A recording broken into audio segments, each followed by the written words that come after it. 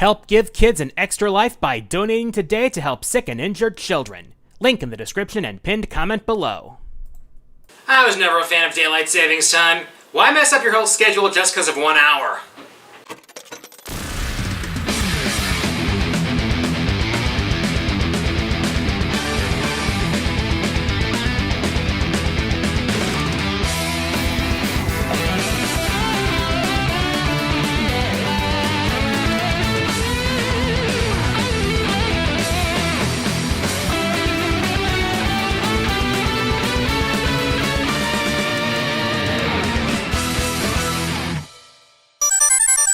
The history of gaming is always in a precarious place.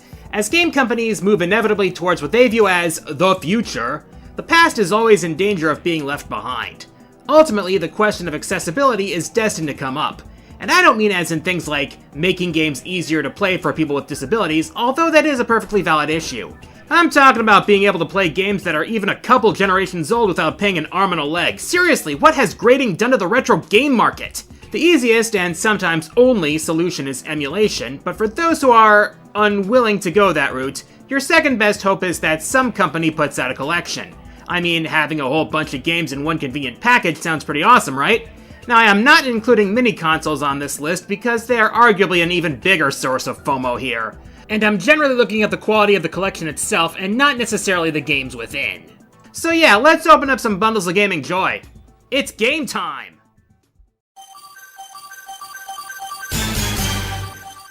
It emotionally hurts me when I say this, but Nintendo really half-assed Mario's 35th anniversary. Apart from Bowser's Fury, the celebration was marred by a bunch of FOMO. It's bad enough that one of the games on 3D All-Stars couldn't be played to its full potential with a standard Switch controller, but limited time sales? And making Super Mario Bros. 35 a limited engagement? You did this sort of thing better before, Nintendo! The 16-bit days weren't the breakout time for retro compilations, but there were some really good ones out there. And when Nintendo does it right, it shows. Super Mario All-Stars isn't simply a collection, it's a collection of remakes. Putting together the original games from the NES and giving them a 16-bit makeover with spruced up graphics, updated soundtracks, and being able to save your progress, these were a novel way of introducing these NES classics to people who started with the SNES. Not to mention that this was most American gamers' introduction to the absolute sadism that was the Lost Levels, which were the Japanese Super Mario 2. Man, those levels were brutal! Sometimes I wonder if it was worth the satisfaction of getting through the main game with no warps to reach the mythical World 9. Nintendo Power actually held a contest giving away patches to those who could accomplish the feat and take a photo of the screen. Man, remember the days before digital cameras? Anyways, the sprites of the old games transitioned to 16-bit surprisingly well, and the updated music worked out great, to the point that 2 and 3 used the same style when brought to the GBA in the Super Mario Advance games. Though I do have to question why they repackaged it for the Wii for Mario's 25th anniversary. Yup, Nintendo's a repeat offender here.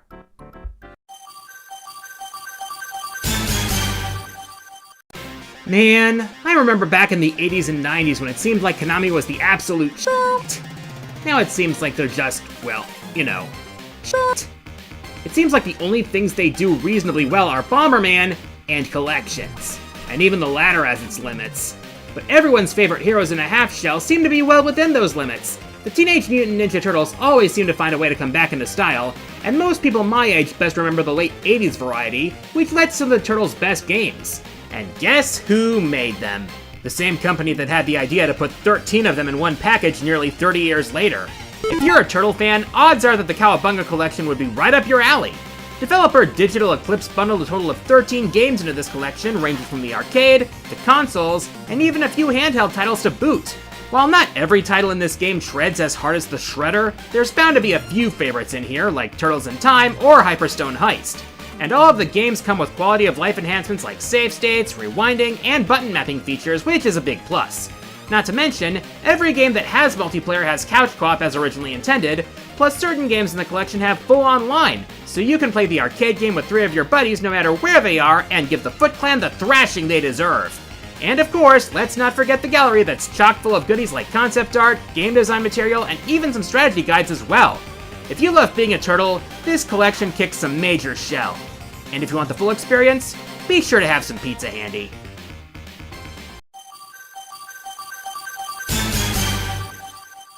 And while we're on the subject of Konami, 2019 was their 50th anniversary. Hard to believe they've lasted that long given the screw-ups they've had recently, but I digress. They had a few collections that year, but naturally the one that caught my attention the most was the Castlevania Anniversary Collection. Look, if you've watched me for long enough, you would know how much I love Castlevania, so this entry should be an obvious pick. There's a total of 8 games in the collection, including the original NES trilogy, Super Castlevania 4, Bloodlines, the first 2 games from Game Boy, and even the first official localization of the Famicom version of Kid Dracula, a spin-off which had previously only seen any exposure outside of Japan as a sequel/remake on the Game Boy. Not only that, but a later update added the Japanese versions of 7 of the games, so you could experience the far superior soundtrack of the Japanese version of Dracula's Curse. Each of these games included several display options, and there was even an additional digital book which contained interviews, additional details, sketches, and design documents as well, for the infinitely curious. And as if that weren't enough, 2 years later we got the Advanced Collection, which was arguably even better. Not only were all 3 GBA games included, but also Dracula X for the Super Nintendo, for some reason. And this one had even more features including save states, replay, rewinding, and multi-regional versions, as well as a full music player for all 4 games, as well as a gallery of artworks for the collection. M2 developed both collections, and they did a really good job with them. No matter which style of Castlevania is more for you, there's bound to be something to your liking. Now, if only we could get a full account of the Demon Castle War that's been talked about but never shown, seriously!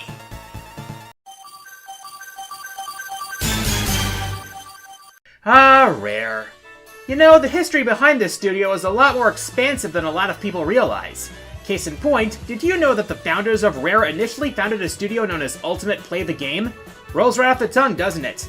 While Sea of Thieves is currently Rare's big investment, a lot of gamers know Rare for their platforming golden era. But even with the studio currently under Microsoft's banner, it's important to not forget where you came from. And they certainly made a show out of it with Rare Replay.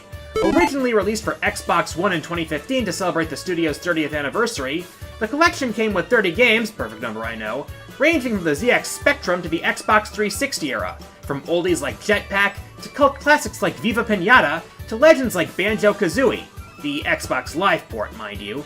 Aside from the games themselves, there were also snapshots, which were mini-challenges that tested your skills. Older games were given options like a rewind feature and auto-saving, and they even fixed a game-breaking bug from the original Battletoads. You know, the famous Clinger-Winger co-op bug.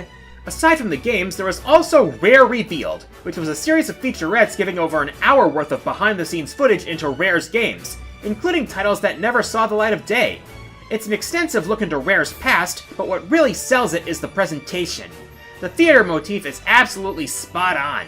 They even open the game with a full-on musical number, and each game has its own landing page which could have simply used straight music from the games, but instead uses original remixes. That is a really nice touch. And luckily, since it's on Game Pass and backward compatible, current-gen owners can pick up this collection and take a look at some serious history. Now, if only they had released this on PC like they seem to be doing with everything else on Xbox.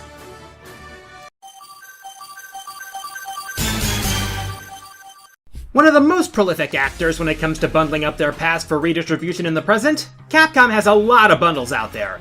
Back in the PS3 and Xbox 360 era, they decided to try a little different approach to arcade compilations by offering games in smaller packs, calling it Capcom Arcade Cabinet. While it was a good concept, the package itself was a bit lacking.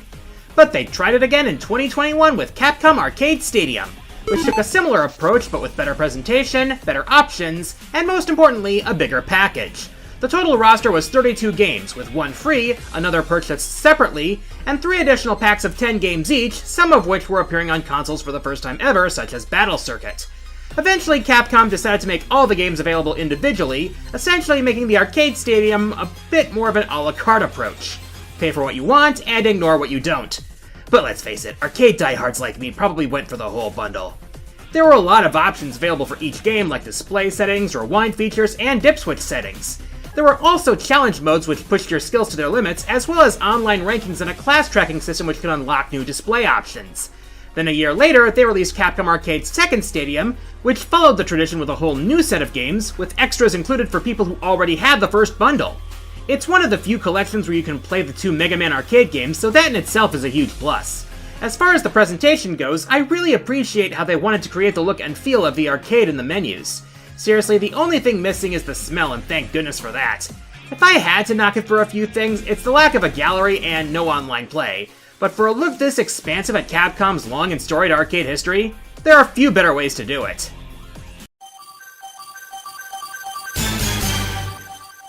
There's an old saying that less is more, and while I'd honestly love to have more games available to me, there are occasions where the improvements made to the games on a collection more than make up for a smaller set of games. And probably the best example of this is Metroid Prime Trilogy. The Prime games are arguably some of the best in the whole franchise, bringing Metroid into 3D in the best way possible. The original Prime is still one of my favorite games of all time. So after the critical success of Metroid Prime 3, the call was made to put all 3 games on a single Wii disc, specifically a special dual-layer disc. Now in Japan, the first 2 Prime games were made part of the Wii's new Play Control line, but internationally, the 3-in-1 deal incorporated Prime 3's remote and nunchuck scheme into the first 2 games, but that wasn't all they did. They also included the Spring Ball upgrade from Prime 3 for a little extra maneuverability. There were also a bunch of graphical improvements and bug fixes made to the first 2 games, including faster load times, bloom lighting, updated textures, and full widescreen support, as well as carrying over the achievement system from Prime 3, which was used to unlock stuff in the gallery, and even made use of the admittedly underutilized Wii Connect 24. Seriously, did anyone actually use that? Some additional improvements were made to Prime 2 specifically, mainly making some of the earlier going more accessible and making some of the bosses slightly easier.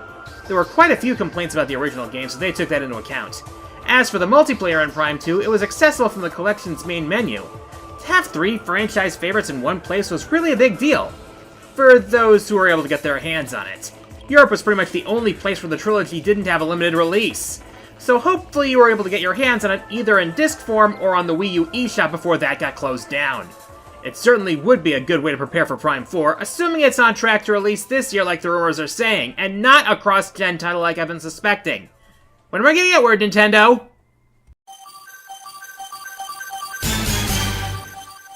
The 16-bit era was probably the most hotly contested generation in gaming history. The sales gap between the Genesis and the Super Nintendo was pretty damn close compared to other horse races. This was before Sony stepped into the ring and started dominating for 2 whole generations. Sega's big campaign for selling the Genesis was its emphasis on attitude. A whole lot of gamers remember the old commercials. Genesis does what Nintendo don't. Yeah, catchy as hell. Well, one thing Genesis certainly does is bundle its classics. There have been quite a few Genesis collections over the years, dating all the way back to the Genesis itself, but the Sega Genesis Classics collection from 2010 takes the cake for Sega compilations. First off, check out this setup. Just like the old days of playing Genesis in your room. Can't think of a more nostalgic way to present things. You even get the visual of changing cartridges when you switch games. Speaking of games, whoa mama! There's a total of 55 games in this collection, ranging from all-time greats like Sonic 3 and Knuckles and Streets of Rage 2, to arcade classics like Golden Axe and Altered Beast, to cult classics like Dynamite Headdy and Comic Zone, and like Capcom Arcade Stadium would eventually do, this collection sold the games individually for $1 a piece. At least that's how it is on Steam. There were originally 4 volumes sold both physically and digitally, with the 5th volume being digital only. Now you can get the compilation in its entirety on PS4, Xbox One, and Switch, but the Steam version is the definitive version. At least that's what I would have said before the eventual release of Sonic Origins led to the Sonic platformers being delisted. For the games that you have on the collection, however, there's a ton of extras, including achievements and challenges, as well as support for ROM hacks on the Steam version. There's also all sorts of display options as well for just the look you want. And there's also a VR option. I don't know, I guess they wanted to really make you feel like you're in a Genesis Fanatic's bedroom? Well, with a collection this big, this could only be a Genesis Fanatic's room. And it really is a reminder of what the Genesis was capable of back in the day. Now, if only we could get a similar collection of Sega's arcade games. I mean, they have more than enough in their catalog to pull it off. I mean, if Genesis does, why can't they do the same with the arcade?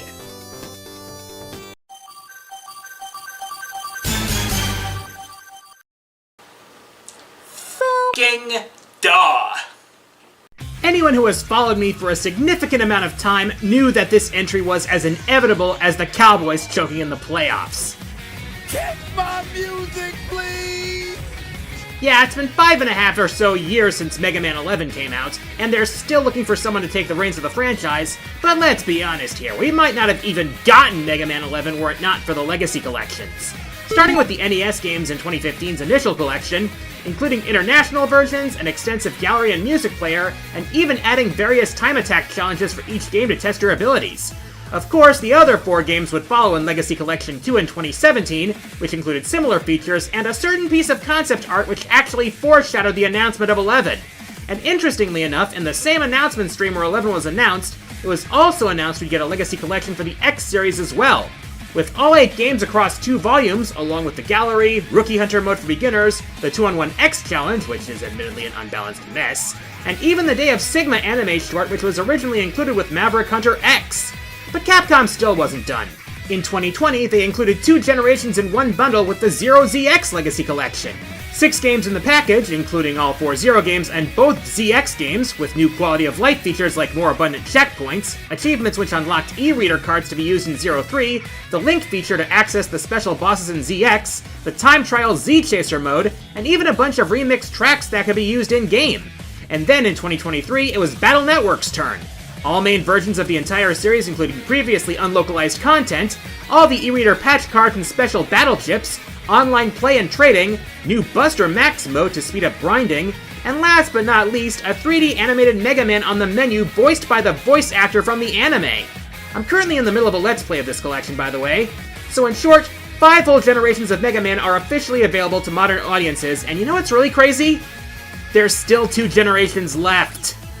Calling it now, if and when we get a Star Force collection, they are totally bringing back Kyle Havere to voice Omegasys on the menu.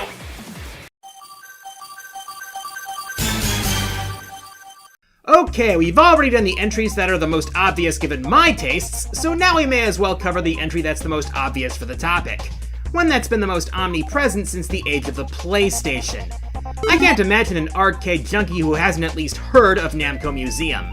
Namco's back catalog of arcade games is absolutely staggering, and when the term arcade classic comes up, chances are at least one Namco game is on most gamers' lists. The original collections on PS1 were a 5-volume set, plus a 6th Encore volume in Japan.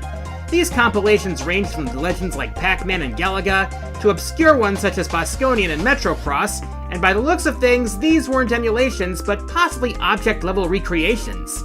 These 5 games also included a virtual museum, which included not only the games within, but also things like concept art and marketing materials for that little something extra. And as a cute little touch, you could spell out Namco with the cases. Future compilations would dispense with a virtual museum, but would include games that weren't part of the original compilation, including the arrangement versions of some of the classics, which, as I've gone over, are simply... A few of the collections, particularly the ones on PSP and PS3, would contain entirely original titles, like new versions of a couple of the arrangement games, and a sequel to Xevious, which I also covered during the Gashat saga. And when Namco's 50th anniversary rolled around, before they merged with Bandai to become the Bamco we know today, naturally they'd put out another Namco Museum. This and the PSP collection would be the first collections in the series to include Rolling Thunder. There were also compilations for the Wii, which also included a few remix games, some of which involved Pac-Man.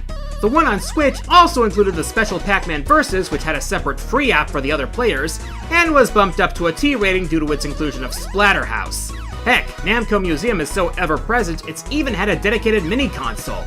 And if you're looking for console games, there's also a 2-volume collection of console games on the Evercade. Ever hear of the Evercade? If you're in the market for something available on more familiar platforms, the Namco Museum Archives includes a bunch of NES ports and games, as well as a remake of Pac-Man Championship Edition and a homebrew conversion of Gapless. Talk about an extensive collection. In fact, I think the only reason that there isn't a Namco Museum on PS5 and the latest Xbox is because they've started putting their games on Arcade Archives. Probably more economical in the long run, I guess. And before we move on, here are some honorable mentions. The Great Ace Attorney Chronicles. Yeah, it's only 2 games, but it's 2 games that weren't localized until now. Taito Legends. There's a reason I've talked about Taito quite a bit in the past. Capcom Fighting Collection. The first time we got Red Earth outside of the arcades, officially anyway. Contra Anniversary Collection. Kind of like what I said about the Castlevania collections, except applied to Contra. SNK 40th Anniversary Collection. Yeah, not all of SNK's games were Neo Geo. Metal Slug Anthology. Yeah, not all of Neo Geo's games were fighting games. And now let's hear what the Arcade Nation has to say with this month's patron picks. This may be the secondary compilation, but you have to remember that Sonic CD was wanted for the Mega Collection, so seeing it here was a big deal. Also, the first playable Sonic the Fighters port definitely helps out. Just try not to feel the sunshine if you catch my drift. My pick would be Spyro Reignited Trilogy. I'm very glad Toys for Bob worked on 3 of the PlayStation classics, known as Spyro the Dragon, Spyro 2 Ripto's Rage, and Spyro Year of the Dragon. My pick would be Midway Arcade Treasures. With 24 games and an inspiration for my username, this is one trip to the arcade you don't want to miss out on. I would have to pick Super Mario 3D All-Stars. It may not be a perfect collection, but at the end of the day, you get 3 amazing Mario games fully remastered for Switch, and they all play fantastically.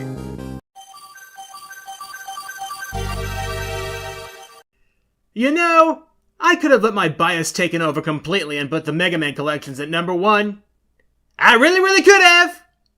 But it just wouldn't be right. Because there's one collection that sets a standard that's going to be really hard to top. And Namco Museum kinda ditched being a museum some time ago. If you want the peak of retro compilations, you need to go way back.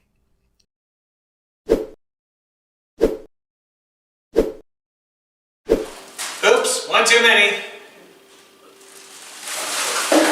If we're being 100% honest with ourselves, were it not for Atari, gaming as we know it probably wouldn't even exist. If Nintendo is our roots, then Atari was the seed that got planted in the soil of zeros and ones. And when the current holders of the Atari name decided to celebrate the 50th anniversary of the brand, they didn't want to half-ass this. No. They were going to give it the entire ass. So, with the aid of Digital Eclipse, they put together Atari 50, the anniversary celebration, the definitive look at the storied history of gaming's first big company. This is more than a compilation, it's an interactive documentary, taking you through the life and times of Atari, with one of the views being in the form of an interactive timeline featuring 5 distinct eras, including their arcade origins, the birth of their home console line, the time before and after the crash of '83, their home computer age, and the 90s and beyond. It includes all sorts of media like design documents, game manuals, contemporary quotes, and video interviews with game creators and current and former Atari employees, as well as other important people in the game industry who have been influenced by Atari's work over the years. And I haven't even gotten into the games yet. The total list numbers over 100 separate games in all, and the range is simply staggering. From arcade classics like Breakout and Asteroids, to classics from the 2600 like Yar's Revenge and Haunted House, to unreleased prototypes like Aka-R, to Atari's other consoles like the 7800, Lynx, and Jaguar, and there's even an LED game in there as well as a couple of homebrew games to boot.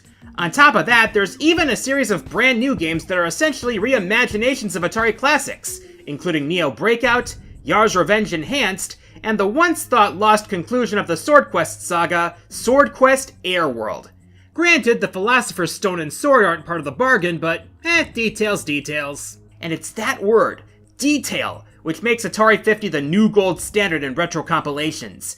Even if a good number of the games on the collection haven't aged all that well, it's the sheer amount of detail put into it and how much effort went into making this stand out, giving us a detailed look into Atari's history, which makes Atari 50 a must-have for retro collectors. In fact, Digital Eclipse did such a good job that Atari would eventually acquire the studio last year. And several more games were added in a free update just in December to make this package even better. Of course, the bad news is that I doubt we'll see this studio make collections for anyone else. Mergers rarely do any good for the consumer. Just ask Actibliz. I'm the Quarter Guy, and until next time, the arcade is closed.